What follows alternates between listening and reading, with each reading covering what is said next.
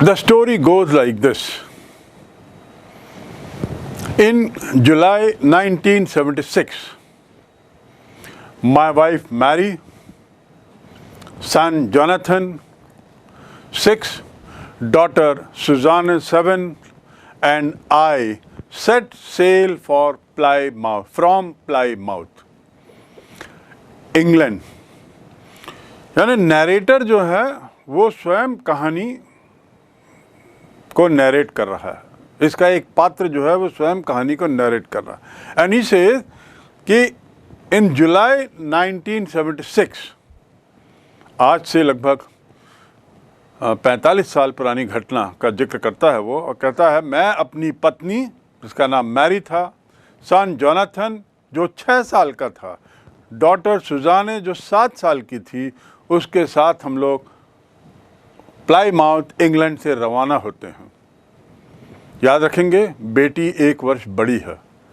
अच्छा, एक चीज़ और देखें, I set sail from Plymouth England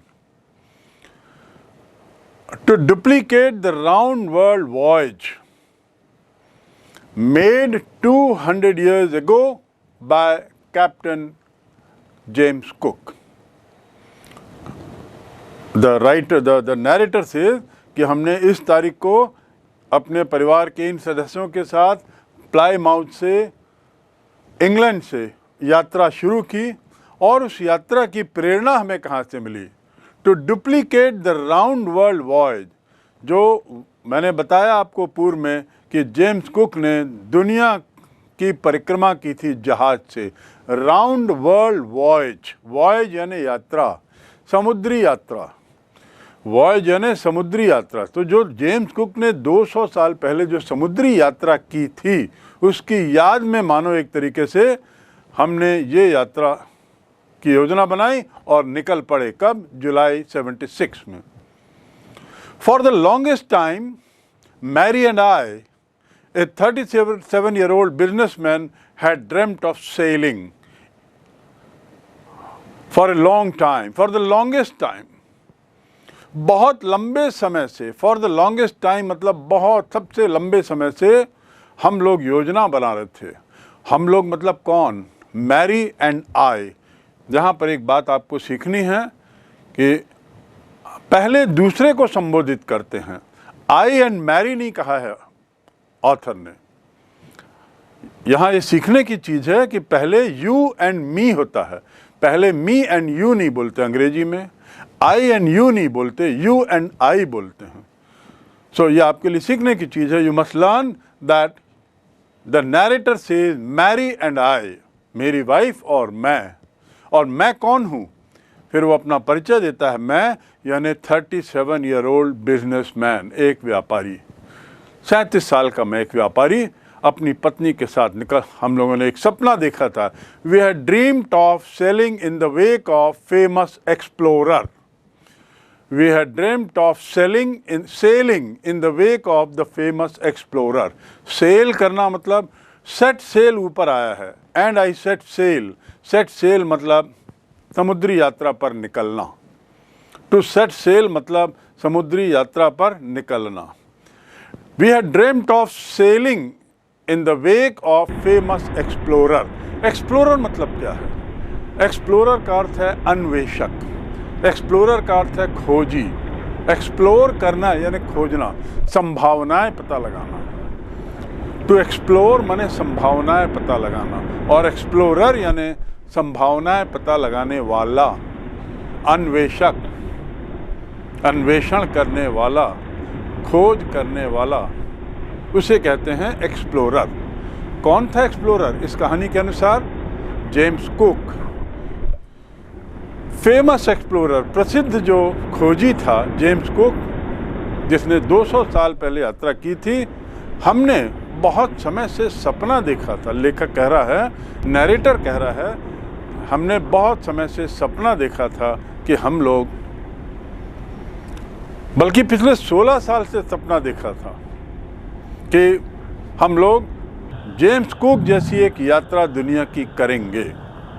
for the longest time, see the word, for the longest time, Mary and I had dreamed of sailing dreamed किससे बना है? ये एक्चुअली ड्रेम्ट है उच्चारण, ड्रीम से बना है। टू ड्रीम माने सपना देखना, ड्रीम, ड्रेम्ट, ड्रेम्ट।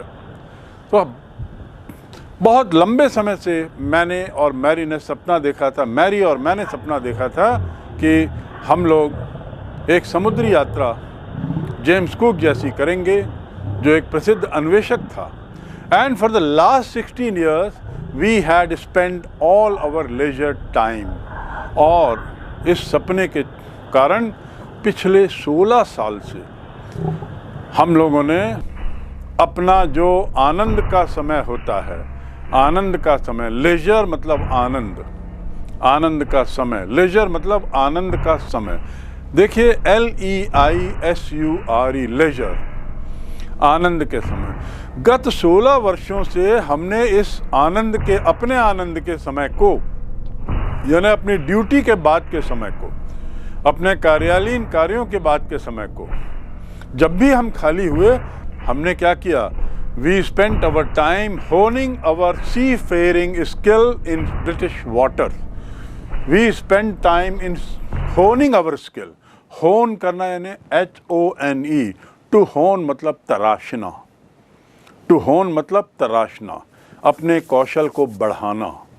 तराशना कहते हैं ना, एक कारीगर जो है वो हीरे को तराशता है। सो होनिंग द डायमंड, तो अपनी कला को तराशना, यानी उस कला को बारीकी से और अच्छे से करना। So we spent our time in honing our skill. हमने अपने 16 साल किस में गुजारे?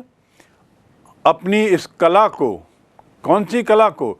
समुद्री यात्रा करने की कला को। सी फेयरिंग स्किल, समुद्री यात्रा, सी यानी समुद्र, फेयर माने यात्रा। सी फेयरिंग स्किल, समुद्री यात्रा के कौशल को हमने गत 16 वर्षों में बढ़ाया, मजबूत किया। किस लिए? जेम्स कुक जैसी एक दुनिया के परिक्रमा की यात्रा की उम्मीद में हमने ऐसा किया। और कहाँ किया? ब्रिटिश वाटर्स में, यानी इंग्लैंड जो आपने देखा, इंग्लैंड के आसपास की जो समुद्र है वो ब्रिटिश वाटर्स कहलाता है। तो यानी प्लाईमाउथ में हम रहते थे और वहाँ से गत बहुत वर्षों से, 16 वर्षों से अपना सारा समय, खाली समय हमने समुद्र की यात्रा में अपना कौशल बढ़ाने में लगा दिया। और इसमें मेरी पत्नी भी पूरी तरह शामिल थी। टू होन मैंने बता दिया, अपना कौशल बढ़ाना। Seafaring skill in British water. Our boat, wave Walker. Boat का नाम क्या है? जो जहाज था उसका नाम था वेव वॉकर। वेव यानी तरंग, वॉक माने चलना, और वॉकर यानी जिससे चला जाए। वेव वॉकर, समुद्र में चलने वाला। तो जहाज का उसने नाम दिया, समुद्र में चलने वाला, अंग्रेजी में उसे दिया नाम वेव वॉकर। तो वेव वॉकर क्या है? जहाज का नाम है। Our boat wave walker, a 23 metre 30 tonne wooden hulled beauty. 23 metre, 23 metre मतलब क्या होता है? लंबाई। जहाज की लंबाई कितनी थी? 1 मीटर में औसतन 3 फीट होते हैं।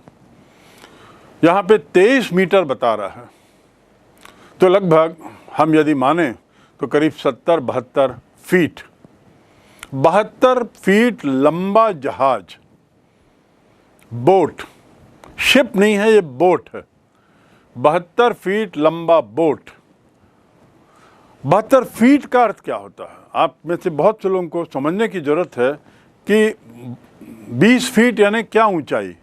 तो यदि हम 72 फीट की बात करें तो 72 फीट यानी होता है करीब करीब 6 मंजिला मकान। एक 6 मंजिला मकान को आप लटा दीजिए तो उसकी जो लंबाई होगी, जहाज की वो लंबाई थी, ये शिप की, ये बोट की ये लंबाई थी। और 30 टन इसका वजन था। वजन को किस में नापते हैं? टन में। वुडन हल्ड ब्यूटी, ब्यूटी का अर्थ है बहुत सुंदर था ये जहाज। और वुडन हल्ड मतलब जो जहाज है, आप देखेंगे जहाज के नीचे का हिस्सा एक लकड़ी से बना होता है, भारी लकड़ी से, वो वुडन था। वो कई अलग अलग चीज़ों से बनता है, पर ये वाला जो जहाज़ था, ये वाली जो नौका थी, वुडन थी, वुडन हल, नीचे के हिस्से को हल कहते हैं, HULL। तो wooden hulled beauty had been professionally built, and we had spent months fitting it out and testing it in roughest weather we could find. Narrator का कहना है, मैरी के हस्बैंड का जो बिजनेसमैन था, 37 साल का था, उसका कहना है कि वे वाटर जो बोट थी वो 72 फीट लंबी थी, 30 टन था वजन, और नीचे का हिस्सा जो वुडन था, बड़ी सुंदर दिखती थी मेरी बोट। उसको हमने बड़े प्रोफेशनल तरीके से, व्यावसायिक तरीके से, बहुत सोच समझकर, पूरे कौशल के साथ बनाया था। और उस जहाज़ में, उस बोट पे हमने कई महीने गुजारे थे उसको ठीक ठाक करने में, जोड़ तोड़ करने में, fitting it out. Fitting it out मतलब यात्रा के लिए तैयार करने में। जो जो चीज़ें जहाँ जहाँ उस बोट में लगनी थी, लगानी थी, वो हम लगाते गए, महीनों लग गए उसमें। And testing it in the roughest weather we could find. मौसम, वेदर यानी मौसम। मौसम खराब है तो उसको क्या बोलते हैं? Bad weather. और उसको साथ ही रफ वेदर भी बोलते हैं, rough, ROUGH, rough. Rough copy आप बोलते हैं ना, रफ कॉपी। तो रफ कॉपी में रफ की स्पेलिंग क्या है? ROUGH। तो रफेस्ट वेदर मतलब बहुत खराब मौसम। रफ मतलब खराब भी होता है। Your language is very rough, your language is very rough. तुम्हारी भाषा जो है वो बड़ी कच्ची है, बड़ी खराब है। यहाँ पर रफ का मतलब होता है बहुत खराब मौसम। और खराब मौसम में हमने टेस्टिंग क्यों की? ताकि जब हम वास्तव में अपनी लंबी यात्रा में, जिसका हमने सपना इतने साल से देखा है, उस पर जब हम निकलेंगे तो हमारा जहाज़ को अच्छी तरह हम परख लें कि वो उस मजबूती से सह सकता है कि नहीं। हम लोग भी सीख लें कि जहाज़ को जो मौसम, ख़राब मौसम में कैसे चलाते हैं, बोट को कैसे बचाते हैं, बोट का रास्ता कैसे निकालते हैं। And for the last 16 years we had spent almost all our leisure time honing our seafaring skills in British waters. ठीक?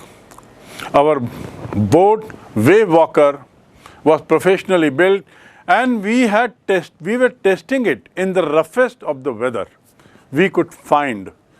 We could find मतलब खोजना नहीं, find मतलब पाना। सबसे खराब मौसम भी में हमने कोशिश की कि हम सीखें। The first leg of our planned 3-year 1,05,000 kilometer journey passed pleasantly. The first leg of our planned 3-year 1,05,000 kilometer long journey passed pleasantly.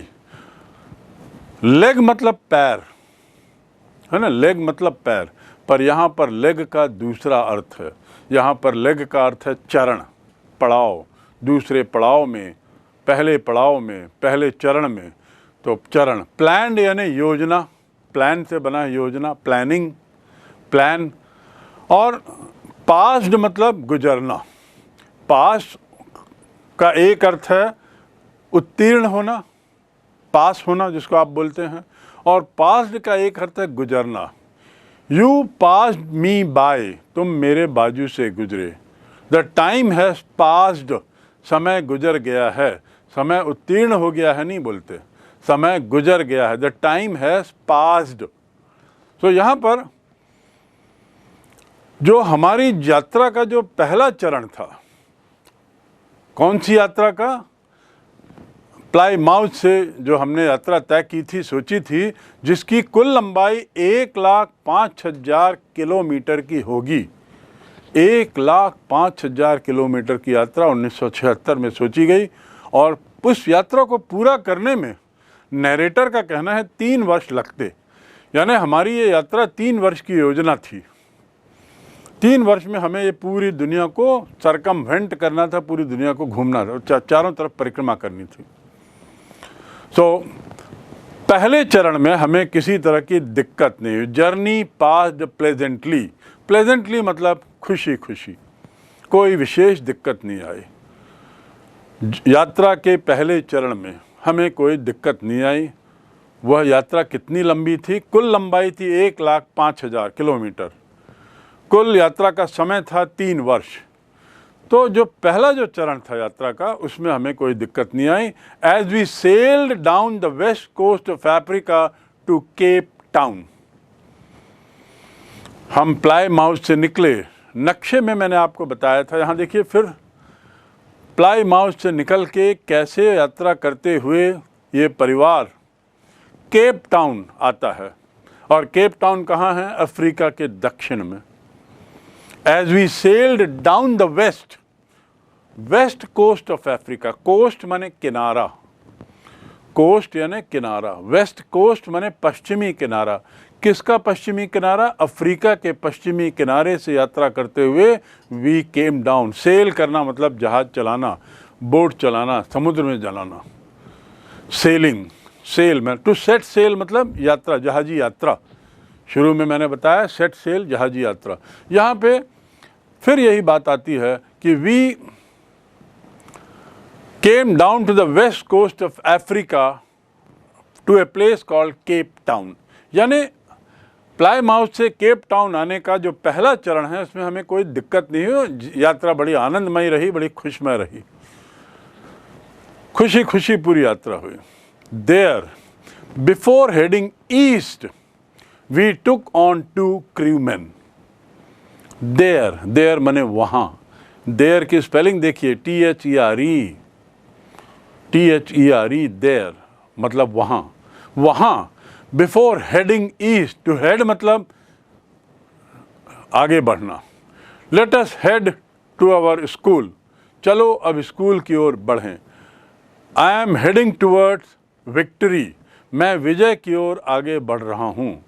Indian cricket team is heading towards victory, Bharat की क्रिकेट टीम विजय की ओर बढ़ रही है। सो to head मतलब आगे बढ़ना। So before heading east, पूर्व में जाने के पहले, यानी केप टाउन आए पश्चिमी अफ्रीका से और अब पूर्व की ओर बढ़ रहे हैं। पूर्व यानी नक्शे में आपको याद होगा मैंने बताया था ऑस्ट्रेलिया का क्षेत्र पूर्वी क्षेत्र कहलाएगा। तो अब हम ऑस्ट्रेलिया की तरफ, उस दिशा की ओर बढ़ चले।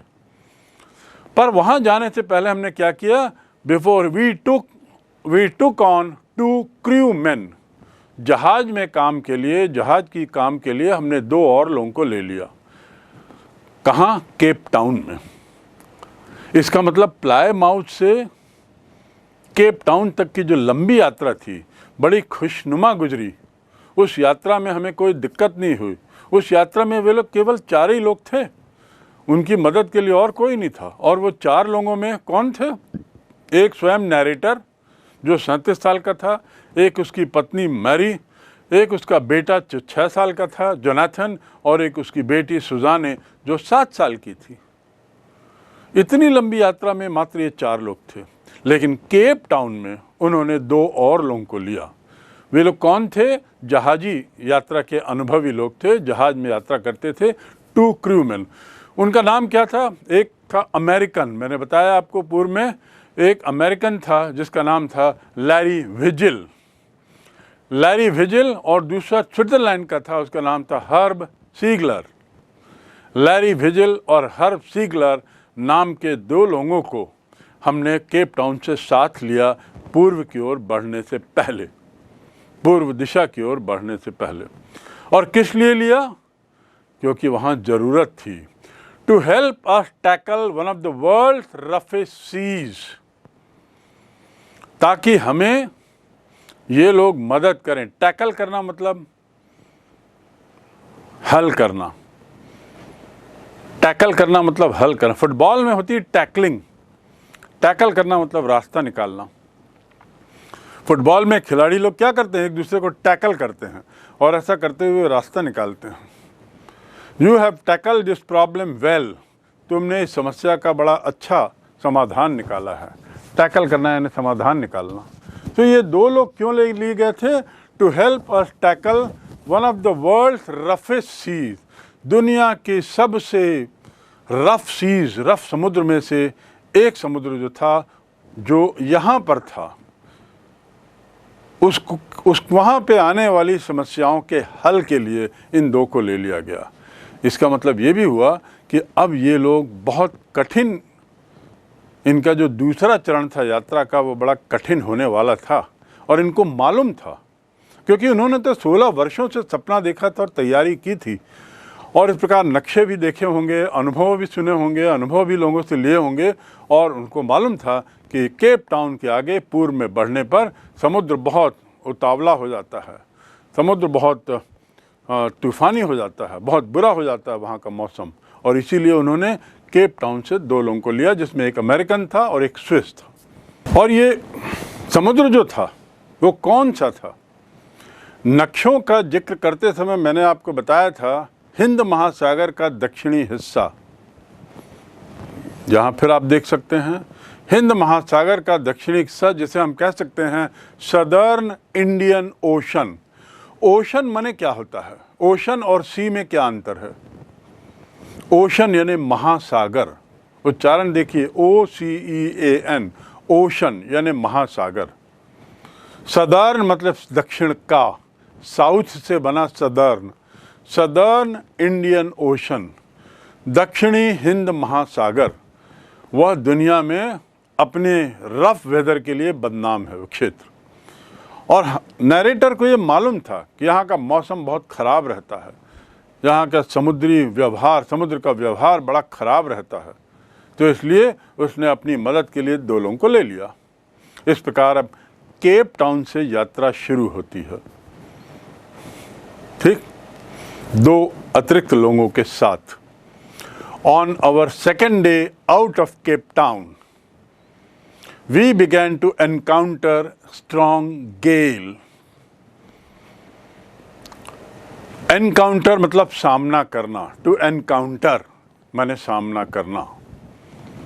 I encountered a problem on my way home. घर जाते हुए मैंने अपने स्कूटर में एक प्रॉब्लम देखा। I encountered a problem in my scooter on my way home. घर जाते हुए मैंने अपने स्कूटर में एक समस्या देखी, समस्या का सामना किया। तो एनकाउंटर करना यानी सामना करना। और उसके बाद गेल मतलब बहुत तीव्र हवा। हवा की चाल को लेकर भी अलग अलग अंग्रेजी में शब्द हैं, हिंदी में भी हैं। तूफान, टाइफून, गेल, स्ट्रॉन्ग विंड, ब्रीज और ऐसे कई शब्द। ये सब हवा की स्पीड को लेकर, हवा के व्यवहार को लेकर अलग अलग शब्द हैं। गेल एक शब्द है, गेल मतलब तेज हवा, स्ट्रॉन्ग गेल, तेज हवाओं की झपार। Come on our second day out of Cape Town we began to encounter strong gale. Cape Town से निकले हमें एक दिन हुआ था कि दूसरे दिन से पूर्व की तरफ हम जब बढ़ रहे थे तो हमें रास्ते में किसका सामना करना पड़ा? बहुत तीव्र हवाओं का, बहुत तेज हवाओं का सामना करना पड़ा। For the next few weeks they blew continuously. अगले कुछ सप्ताह तक ये हवाएं बड़ी तेज चलती रहीं। ब्लू, टू ब्लो मतलब बहना, ब्लो, ब्लू, ब्लोन, ब्लू मतलब बहा, पास्ट टेंस हो गया। तो दे ब्लू कंटिन्यू, लगातार ये हवाएं अगले कुछ सप्ताह तक चलती रही। For the next few weeks, week माने सप्ताह, यहाँ वीक की स्पेलिंग देखिए। सप्ताह में वीक की स्पेलिंग क्या है? WEEK। और कमज़ोर के लिए क्या शब्द होता है? WEAK। क्या शब्द होता है? WEAK, weak. They blew continuously, लगातार बही। Gale did not worry me. ये जो तेज हवाएं चल रही थी इससे मुझे कोई चिंता नहीं हुई, ये कोई मेरी चिंता का कारण नहीं बनी। But the size of the wave was alarming. Alarming मतलब भयानक, खतरनाक। अलार्म से बना है। अलार्म का एक अर्थ आप जानते हैं, घड़ी का अलार्म होता है। अलार्म का एक अर्थ जानते हैं, संकेत होता है। अलार्म मतलब संकेत। घड़ी में भी अलार्म होता है, उसका उद्देश्य क्या होता है? संकेत देना कि अब इतना बजा है। उस संकेत के लिए आप घड़ी में क्या लगाते हैं? अलार्म लगाते हैं। पर यहाँ अलार्मिंग का मतलब होता है खतरनाक। The accident was very alarming. It was an alarming news जिसने हमारे लिए बहुत घबराहट पैदा कर दी। Alarming news.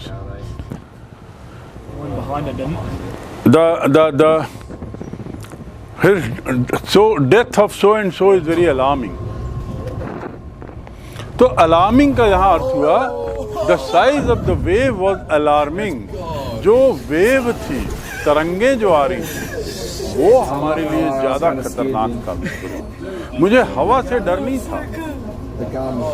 Gayle did not worry me. To worry माने चिंता करना, डर लगना, चिंता करना। गेल्स ने मेरे गेल्स जो हैं, तेज हवाएं मेरे लिए चिंता का कारण नहीं थी। उसका तो हल मैं जानता था, निपटारा कर सकता था। मेरे लिए चिंता क्या थी? जो बड़ी बड़ी तरंगें आ रही थी, size of the wave up to 15 metres, 15 metre ऊंचाई, यानी करीब 45 फीट ऊंची लहरें जो तरंगें ऊपर उठ रही थीं, as high as the main mast. अब ये मास्ट क्या है? मास्ट यानी मस्तूल। आप देखिए, जहाज है या बोट है, बोट में एक सीधा डंडा होता है, उस डंडे में पाल लगा होता है, एक कपड़ा। तो जो ऊंचा डंडा होता है उसे मास्ट कहते हैं, सबसे ऊंचा डंडा। तो ये ऊंचे डंडे की ऊंचाई के लगभग थे। मास्ट की जो ऊंचाई थी, जिसमें पाल लगा रहता है, उतनी ऊंची तरंगें आ रही थीं। वो मेरे लिए ज़्यादा चिंता का कारण बन गए। The wave was alarm, the size of the wave was alarming up to 15 metres as high as main mast. मुख्य जो खंभा था, मुख्य जो पोल था, जिसे मस्तूल भी कह सकते हैं, उतनी ऊंचे थे। December 25 found us 3,500 kilometre east of Cape town. Cap Town से रवाना होने के दूसरे दिन से तेज हवाएं चली। कुछ सप्ताह तक यही चला, लेकिन कोई ऐसी समस्या नहीं हुई। लेकिन जो ऊंची ऊंची लहरें आ रही थी, उनसे समस्या हो रही थी, वो चिंता का कारण बन रही थी। और अब हम केप टाउन से 3,500 किलोमीटर आगे बढ़ गए थे। कितने किलोमीटर? 3,500 किलोमीटर आगे बढ़ गए थे। और किस तारीख को? 25 दिसंबर। देखिए, जुलाई 76 में यात्रा शुरू हुई थी, जुलाई 1976, और अब दिसंबर आ रहा है, यानी लगभग 6 माह पूरे हो रहे हैं। Despite atrocious weather we had a wonderful holiday complete with Christmas tree. Despite atrocious weather, we had a wonderful holiday, complete with a Christmas tree. Despite मतलब के बावजूद, despite मतलब के बावजूद, atrocious मतलब खतरनाक, atrocious weather. Your behavior is atrocious. He talked to me atrociously. Atrocious मतलब खतरनाक, बहुत बुरी तरह, बहुत गलत तरीके से। Despite atrocious weather, weather मतलब मौसम, WEATHER। देखिए स्पेलिंग, WEATHER, weather। बहुत खराब मौसम होने के बावजूद we had a wonderful holiday। हमारी छुट्टियां बड़ी अच्छी गुजरी, wonderful, complete with a Christmas tree. और हमने क्रिसमस 25 दिसंबर को क्या मनाया जाता है? क्रिसमस का दिन। तो उस दिन हमने क्रिसमस ट्री भी लगाया, complete with a Christmas tree. Christmas की स्पेलिंग देखिए, CHRIST, क्राइस्ट, और MAS। क्रिसमस ट्री से हमारा ये जो छुट्टी का दौर था वो पूरा हुआ। We had a wonderful holiday complete with a Christmas tree. New Year's Day saw no improvement. यहाँ देखिए, New Year's Day saw no improvement. इसमें न्यू ईयर्स में ईयर के बाद एक एपॉस्ट्रॉफी लगा है, जिसका मैंने पूर्व में जिक्र किया है। यहाँ एपॉस्ट्रॉफी का क्या अर्थ हुआ? यहाँ एपॉस्ट्रॉफी का अर्थ है का, के, की। वर्ष का, न्यू ईयर्स डे, वर्ष का नया वर्ष, न्यू ईयर्स डे। यहाँ देखिए एपॉस्ट्रॉफी का क्या अर्थ है? का, के, की। और पहले जो शीर्षक में वी आर के लिए एपॉस्ट्रॉफी लगा था, वहाँ पे का, के की अर्थ नहीं है। वहाँ पे क्या अर्थ था? वहाँ पर एपॉस्ट्रॉफी का अर्थ था एक अक्षर के स्थान पर वो चिन्ह लगा दिया गया, और वो अक्षर कौन था? वी आर में ए को हटाकर वो चिन्ह। तो इस प्रकार एपॉस्ट्रॉफी का हम दूसरा उपयोग अब यहाँ सीख रहे हैं। दूसरा कि यहाँ पर लिखा है New Year's Day saw no improvement in the weather. मौसम में कोई बदलाव नहीं आया। न्यू ईयर डे मतलब 1 जनवरी 1977 हो गया होगा। 25 दिसंबर से छुट्टियां मनाई, क्रिसमस का आनंद लिया, क्रिसमस ट्री लगाया, और 1 दिसंबर को, 1 जनवरी को भी मौसम में कोई बदलाव नहीं आया। लेकिन हमने एक तरीके से तर्क लगाया, सोचा, but we reason that it had to change soon. We reasoned that it had to change soon. Change मतलब बदलना, सून माने जल्दी। रीज़न मतलब क्या होता है? रीज़न मतलब कारण, और रीज़न आउट मतलब एक वर्ब हो गया। टू रीज़न आउट मतलब तर्क करना, कारण निकालना। सभी संभावनाओं को देखकर एक कारण निकालना, तर्क करना। सभी संभावनाओं को टटोलना, उसे कहते हैं रीज़न आउट करना। कुछ भी कार्य करना हो तो ऐसा भी हो सकता है, ऐसा भी हो सकता है, ऐसा भी हो सकता है। ये जो सोच है, इसको हम क्या बोलेंगे? You are reasoning out. तुम कारण सोच रहे हो कि क्या सही होगा। You are trying to reason out what would be best. I am trying to reason out what is most correct. मैं सोचने का, तर्क लगाने की कोशिश कर रहा हूँ कि सबसे सही क्या होगा। तो रीजन आउट का अर्थ ये है। तो यहाँ पर नैरेटर क्या कहता है? मौसम में कोई बदलाव नहीं आया था, यानी और खराब ही था, कोई बदलाव नहीं आया था। But we reasoned out that it had to change soon.